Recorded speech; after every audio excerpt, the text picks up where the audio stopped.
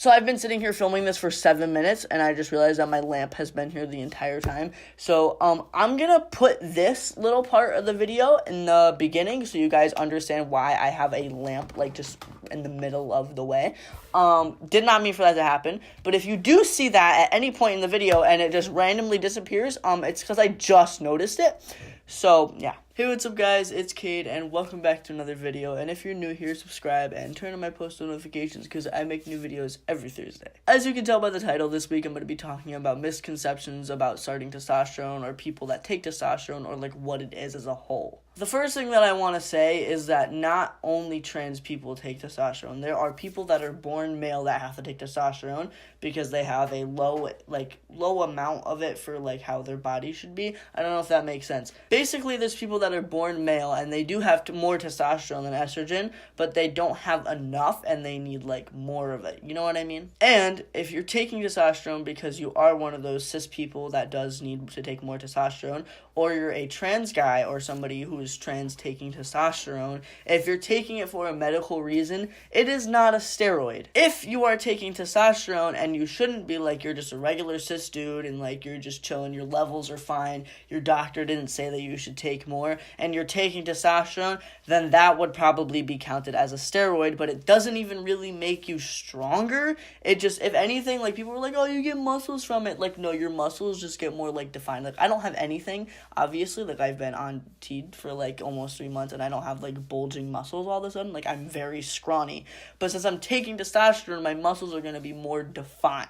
I can't just all of a sudden lift up a truck, like what? And a lot of people like to say, oh, well, if you're taking testosterone, you shouldn't be playing a sport. Okay, first of all, if there is a trans guy playing a girl's sport, he most likely doesn't want to be on the girls' team because he's a guy. It's most likely a state law saying he has to be on the girls' team. I'm sure you guys have heard of Mac. He's a wrestler. He's won state titles before. Everybody's like, oh, he shouldn't do wrestling because he takes testosterone and all this stuff, yada, yada, yada.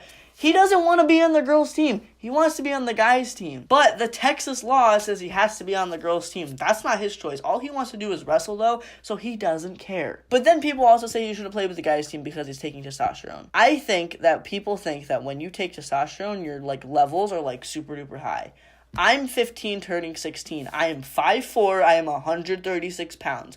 My levels of testosterone are the same as if there was a cis guy right next to me and he had normal testosterone levels, just like I do, and he was the same age as me, the same height as me, and the same weight as me. It's just putting my testosterone levels at the same person who is a cis guy and is like around the same age, weight, and height as me. When a trans person starts hormones, whether it's a trans guy or a trans woman or non-binary people, whomever, they always put their levels as the same person who was born with that hormone dominating their body. So, for example, if there's a trans girl, right, and she's standing next to a cis girl, okay?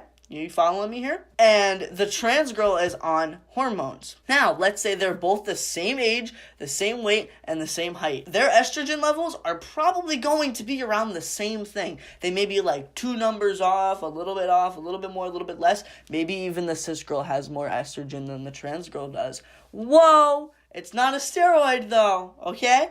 So, you see what I mean? And also, hormones aren't just like a want. It's not like, oh, I want testosterone, haha, and like I get it the next day. No, it took me 2 years to get hormones, okay? When people start hormones, it's not just for fun. It's not like, ooh, I want to try this out really quick. Like, no, you take it for the rest of your life, which is another misconception. People think you just take it for a few months and then you stop. No, you take it for the rest of your life. Like, I'm going to be jabbing my leg with a needle every single week for the rest of my life. So, it's not just something I want to do. Do you think I want to sit here and like stab my leg every Thursday? No, I don't want to. I wish I didn't have to. I wish that I could go about my business and just already have testosterone dominating my body. But no, I don't. Because I'm trans and I experience body dysphoria and I experience gender dysphoria, I have the need to start hormones.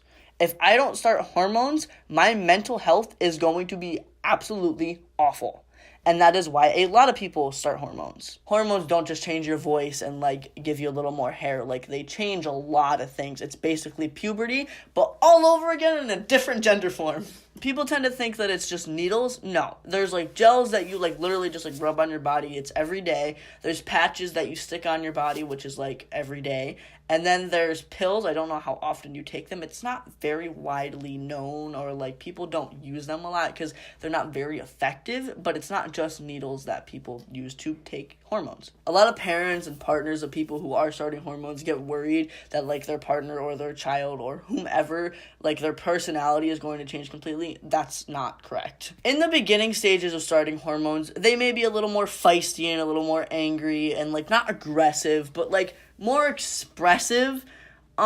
Basically imagine it as a 12-year-old boy. That's what I always say. Every parent's always like, oh, the teen years are the worst. Oh, this age is the worst. Oh, this age is the worst. Because they're going through puberty and they're going to be a little more feisty, you know? Yeah, that's what's going on. They're not going to permanently just like want to like rip everybody to shreds. Like that doesn't happen. Like, I'll be honest, I get a little more aggravated and frustrated easily, but I know that's not going to last because I'm 15. I'm going through puberty right now because I'm on hormones. I'm going through puberty, so I'm going to be a little more, like a little feisty and a little more expressive in like what I think and what I say. But let's say your partner likes llamas. It's been their favorite freaking animal for like their entire life. Just because they start hormones doesn't mean they're going to start hating llamas. Like they're still going to love llamas. Like their personality doesn't change. They're not going to love you any less. They're not going to, I don't know, do some weird stuff. They're not going to start doing drugs and become some edgy emo. I don't know. You know what I mean? Like, they're going to be the same person. They're just going to be a little more hormonal because they are hormonal. Hormonal. That's how you say that. I struggle with saying that word so much. And if anything, it probably is going to make them happy since it's, like I said earlier, it's something that you need. When you get something that you need, you're usually pretty happy about it. And since people tend to forget that you take it for the rest of your life, changes don't just stop after a year. People say that puberty usually takes around 6 years, or that's when trans guys stop noticing like a lot of changes and things just kind of remain constant, which, yes, after 6 years, you still have to take it for the rest of your life. But changes don't just stop after a year, they stop after 6 years. And the last two things I want to say is more directed towards the trans community, also towards cis people, yes, because a lot of people tend to think this, but I've seen a lot of things in the trans community that people are like, oh, well, you're not trans if you don't take hormones, or all this stuff, like saying really dumb stuff. When you come out as trans, like when I first came out as trans, I didn't immediately like get surgery the next day and like just start hormones. That's not how it works. People think that you don't come out as trans until you get surgery and hormones, which doesn't make any sense to me because how are you going to get surgery if you're not trans? Like, how am I going to get top surgery if I'm not trans? That doesn't make much sense. Like, I don't get it. So, no, and everybody's like, oh, did Kate have the surgery? First of all, it's not one surgery. Trans women get a lot of different things. Like, some of them, like, fill their butt, lips, whatever, and then they also get, like, implants. Trans guys, a lot of them get top surgery. Not everybody gets bottom surgery. Not everybody gets top surgery either, but a lot of people do. Not everybody gets bottom surgery, but people do get bottom surgery. And trans guys usually don't get other surgeries, but some do, some don't. Some, like, make their hips smaller, whatever. I'm not going to do that. I'm probably only going to get top surgery. But guess what? I've never had a surgery in my life for anything. Everybody in my school tends to think I had the surgery, which I don't even know what that means. What, you think I went to the doctor one day and I was like, hey, can I have the surgery? And then they gave me a dick and, like, chopped my chest off. I wish, but that's not how it works. Anyway, I'm getting a little off topic, but what I do want to say is that just because a trans person takes hormones or just because they had surgery doesn't make them any more trans than somebody who hasn't had that. I am equally as trans as somebody else who just came out, which is so dumb because there's not a level of, like, you're this much trans, you're not this much trans. Like, that doesn't make sense. You're either trans or you're not. Just like you're either cis or you're not. You're a female, you're a male, you're non-binary, you're gendered queer, whatever. But there's not a level of like, oh, I'm trans, but like level 99. Like, no, you're either trans or you're not. It doesn't work like that. This isn't a video game. And the last thing I want to say is something about intermuscular shots, because I take intermuscular shots, and a lot of people are like, oh, you're doing your shot wrong. First of all, stop telling people they're doing their shot wrong unless you are a doctor or their doctor. My endocrinologist did not tell me how to do my shot just so I could have 50 million people who aren't even doctors or over the age of 18 at that, aren't even doctors, telling me you're doing your shot wrong. You're supposed to do it this amount and this many weeks apart and all this stuff. Honey, are you trying to kill me? I don't understand. First of all, every intramuscular shot is not bi-weekly. I take mine weekly. There are plenty of people who take intramuscular shots weekly. They are not bi-weekly. If you don't know what that means, it means you take it every other week. And with that being said, not any shot is the same. Just because I take 0.5 milliliters doesn't mean a 15-year-old trans guy takes 0.5. He may take 1. He may take 0.25. Because guess what? There's concentrated versions of testosterone, right? One of my friends took 0.25, right? 25 plus 25 is 50, okay? He took 0.25, but his was concentrated. So his was equivalent to mine, even though I take 0.5, because since he took 0.25, it's concentrated, so it's kind of like multiplied by 2. So it's really 0.5.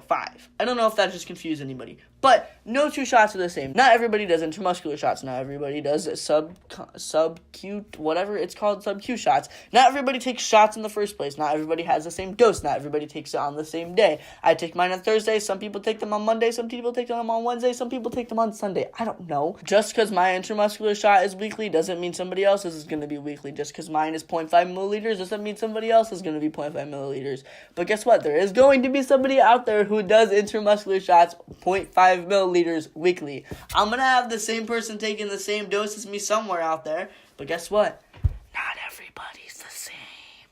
Are y'all catching my drift? I don't think I need to carry this on anymore. The last thing I want to say before I end this video is that not every trans person is the same. We don't all think the same. Some of us like cats more than dogs, okay? Some of us don't need surgery. Some of us do need surgery. Some of us don't need to start hormones. Some of us do need to start hormones. Some of us don't need to dress a certain way. Some of us do. You know what I mean? You get what I'm saying? Not everybody is the same. Not every cis person is the same. Not every white person is the same. Not every black person is the same. Not every gay person is the same. Not every trans person is the same. Nobody is the same, because if we were all the same, that would be very, very boring.